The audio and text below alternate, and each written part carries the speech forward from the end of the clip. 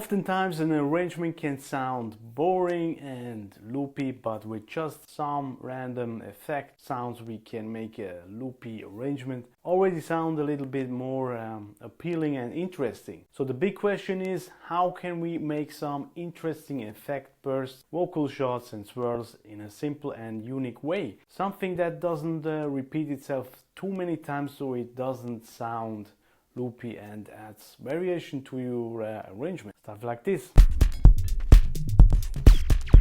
Right? Something like that.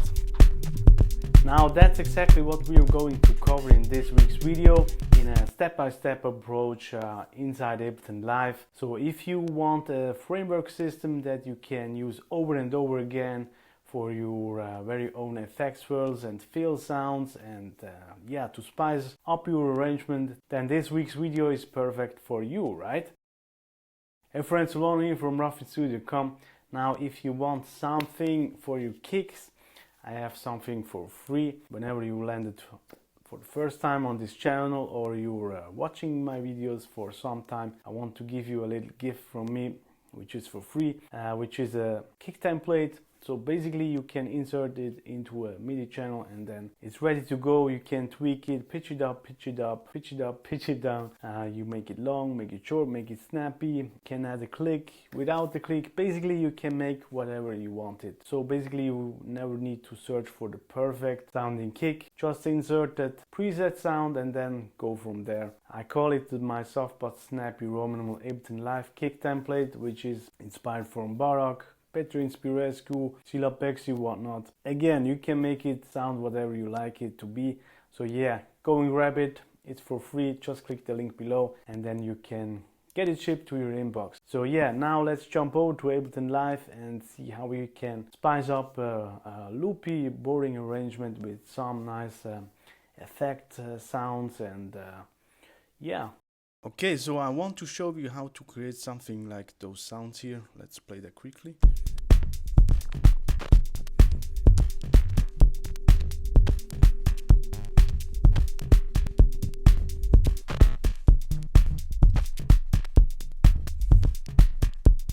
Especially those effect sounds here.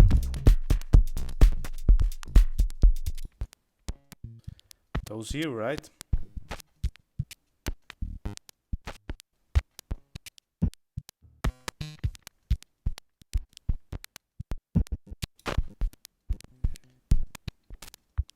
Together.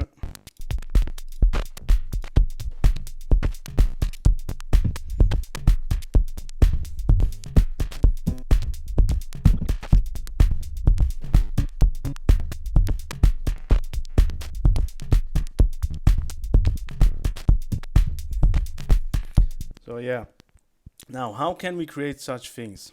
Basically what I like to think about is adapting the modular kind of mindset that I've learned by using Drumrack. Yeah, I talked about that approach already in different videos, but I want to mention it here again. So basically I'm following in 3 simple steps. So number 1 is make sound.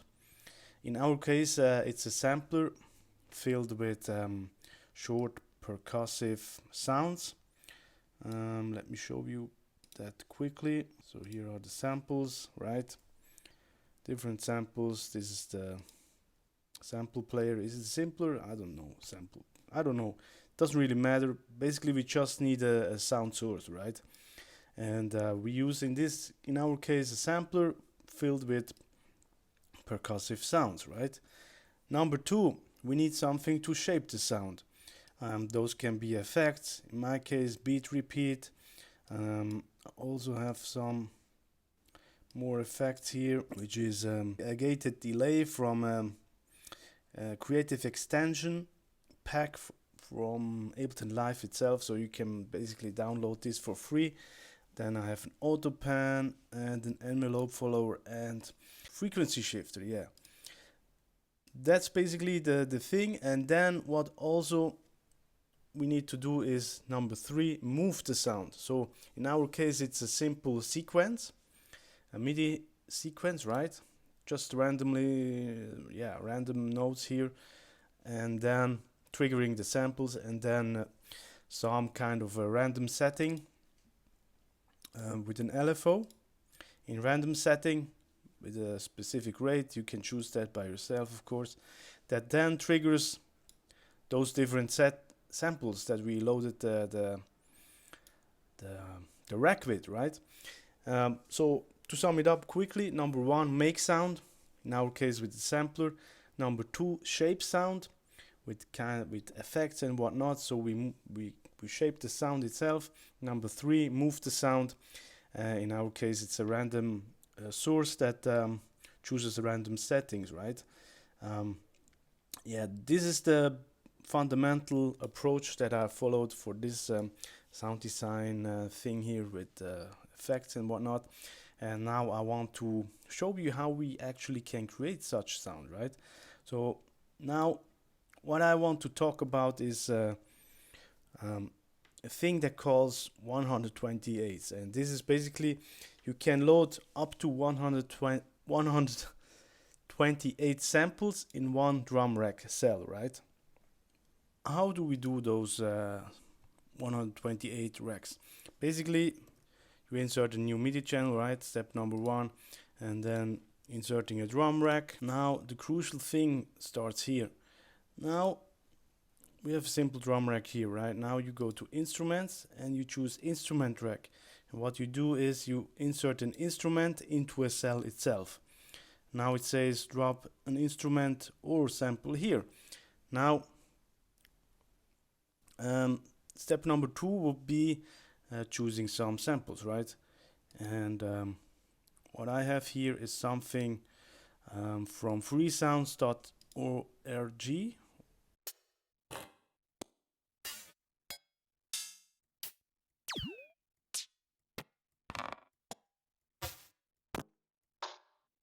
Something like that, right? And now I simply choose all of those files and I drop them into this drum rack, just for the sake of showing you how I create those 128s, right?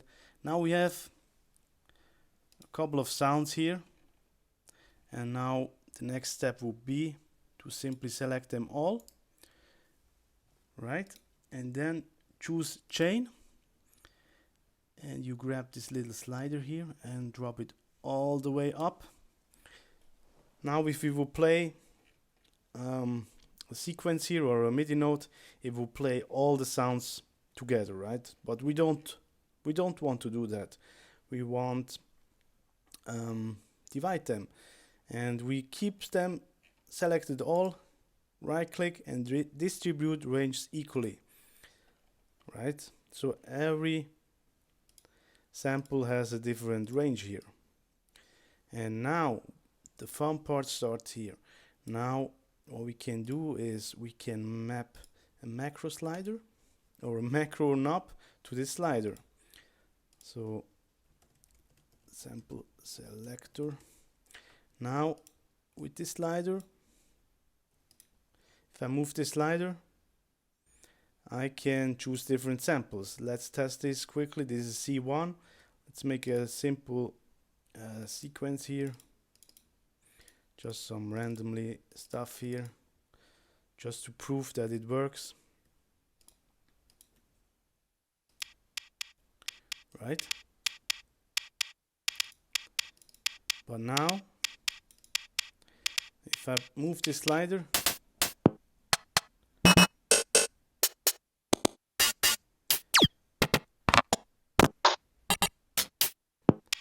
we can quickly switch in between different samples with one slider.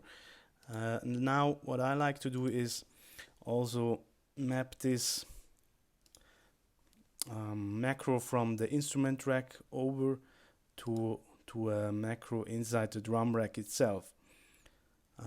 If this sounds complicated, if you do this a couple of times, it's not really that complicated. I sum it up quickly for you. So number one, insert a drum rack.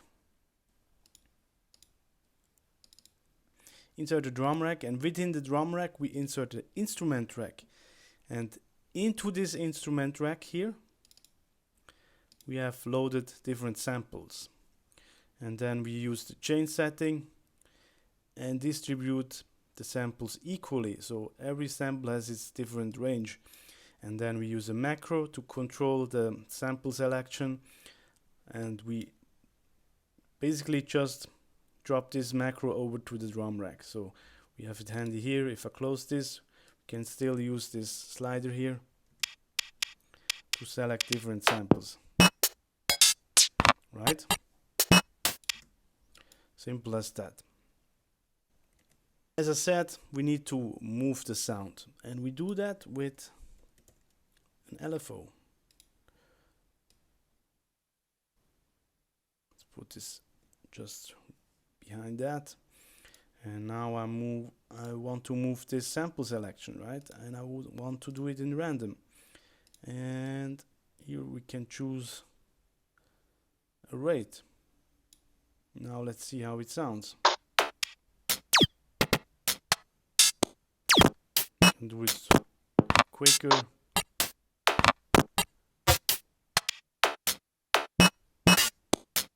So we get kind of stutter effects, whatnot, and the last step would be to shape the sound with some effects, right? Now let's do that.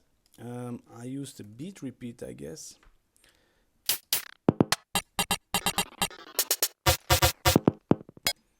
Yeah, something like that. What else could we use? Let's use the same chain like I did here in this example here. I have a chain here that calls blips and blobs. So I move and drop this over.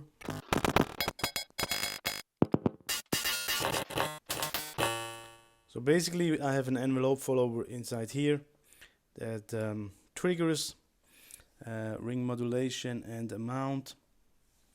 And yeah, you can really experiment with the shape sound thing, inserting all kinds of different effects, maybe even delays, whatnot. For this specific example, I would probably use more samples, or I would create another rack, or fill another cell inside the drum rack with more samples, like I did in this example that I already created here. Here I have low and high, and those are different samples, yes, from a vinyl cutting thing. So basically you cut holes and cut into a vinyl record, and then you get some interesting results like those ones, right?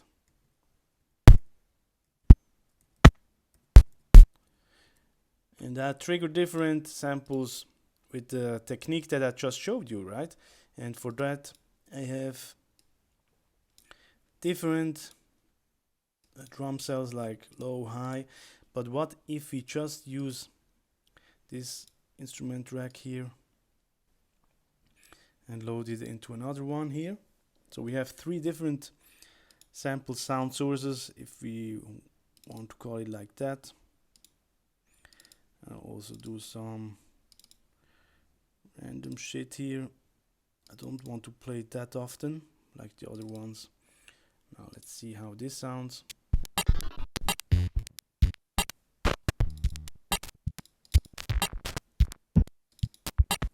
Cool thing is I can also lower the volume of this one if I want to.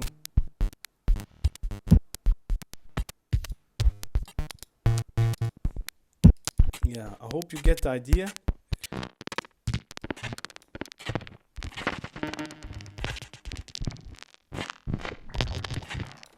Could even use this one.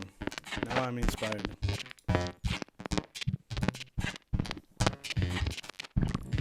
What if you use this time setting here? Put it a little bit down.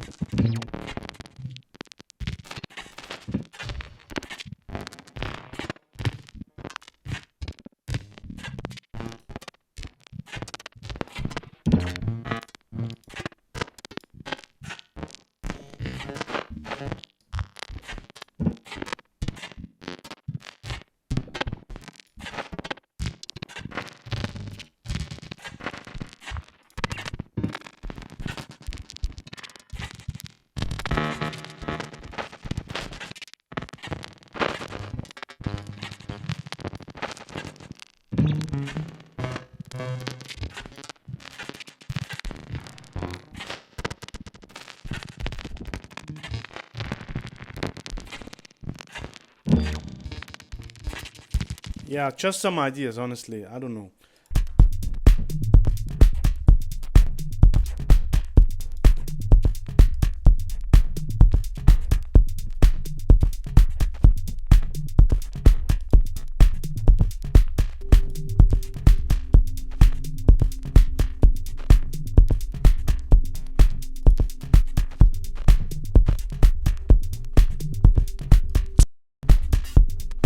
Maybe just some impact sounds. Maybe I would use a delay here to make some impact sounds. We can also use it like that, maybe.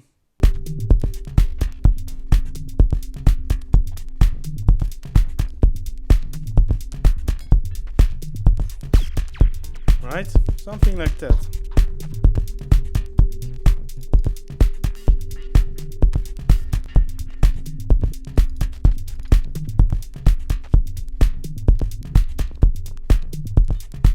Cool thing is, because we used an LFO to select different samples, there is never gonna be the same sample played again, right? So we can automate the kind of the fill sounds, right?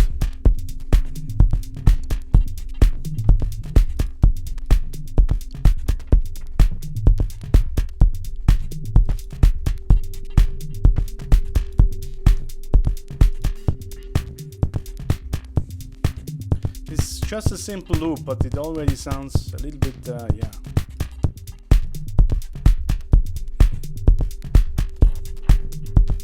With those fills, you know. And the cool thing is you can basically use any sample that you want or experiment with any sample, some found sounds, whatever.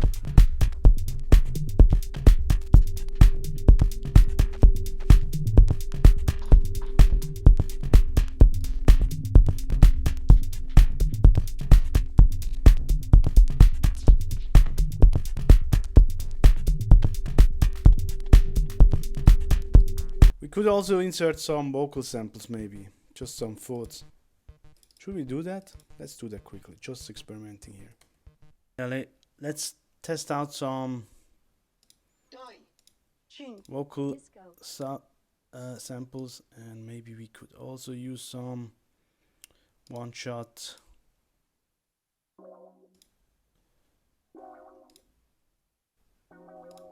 sounds, like tonal sounds, right? Maybe. Now I select all, go over to chain again. Oops, select all, drive over, then distribute equally. Now it should work. Now I simply use map the slider, this one, then I use map this one. Oh, okay, I use this one, but maybe it works, don't know. And then we just need to trigger it. Some off notes maybe in between the other ones.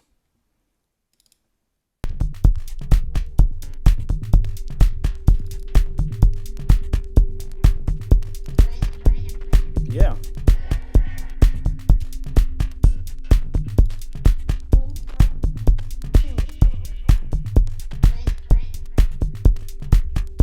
Now I want to lower the volume of the second one a little bit.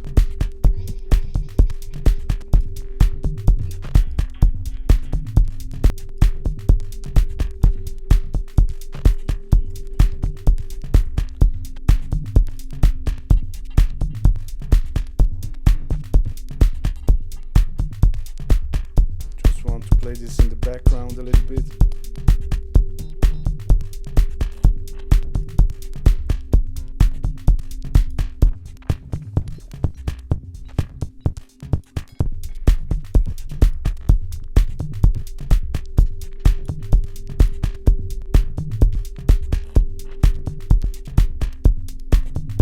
Yeah, hope you like this.